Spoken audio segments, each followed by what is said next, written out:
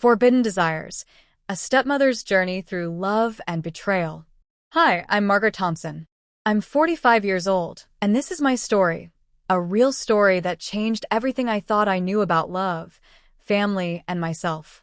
Some choices we make can't be undone, and the consequences leave us questioning everything. It all started a few months ago when my stepson, Ted, returned home after years of being away. Ted arrived on a cold autumn afternoon, the air crisp and sharp.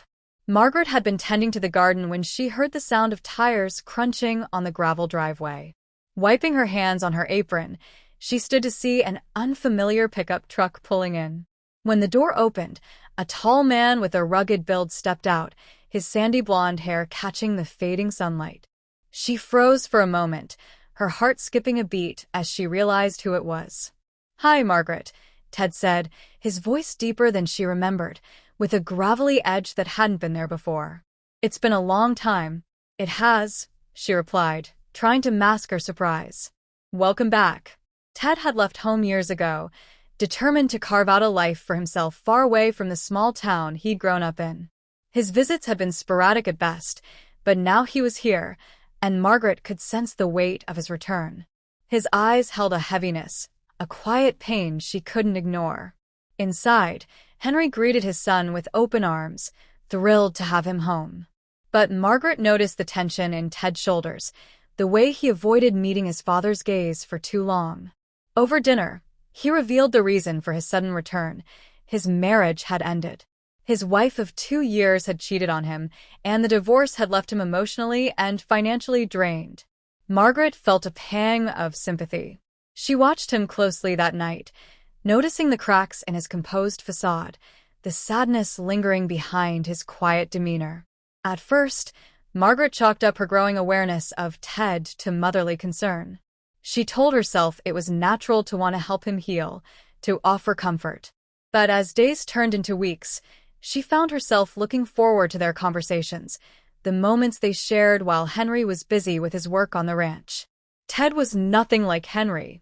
Where her husband was pragmatic and steady, Ted was intense and passionate. He spoke about his dreams, his regrets, his longing for something more than the life he had been living.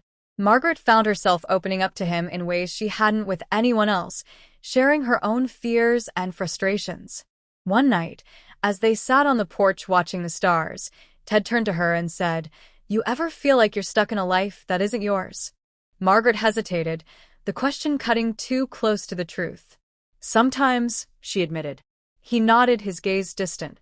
"I don't want to feel like that anymore." The shift in their relationship was subtle at first, an extra moment of eye contact, the way his hand lingered on hers when he handed her a glass of water. But the tension between them grew, an unspoken connection that neither could ignore. It all came to a head one stormy evening. Henry was away on a business trip, and the house was eerily quiet. Margaret found Ted in the living room, staring out the window at the rain. "You okay?" she asked, sitting beside him. He didn't look at her, his voice low. "I don't know how to move on, Margaret. I feel lost." She placed a comforting hand on his arm. "You will. It just takes time." He turned to her then, his eyes filled with an intensity that took her breath away.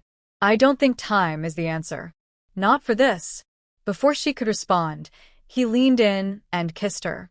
It was a kiss filled with longing and desperation, and for a brief moment, Margaret let herself get lost in it.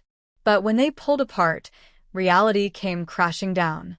"This is wrong," she whispered, her voice shaking. "I know," Ted said, his own voice trembling. "But it doesn't feel wrong." The days that followed were a blur of guilt and confusion. Margaret avoided Henry, unable to face him, while Ted became more withdrawn.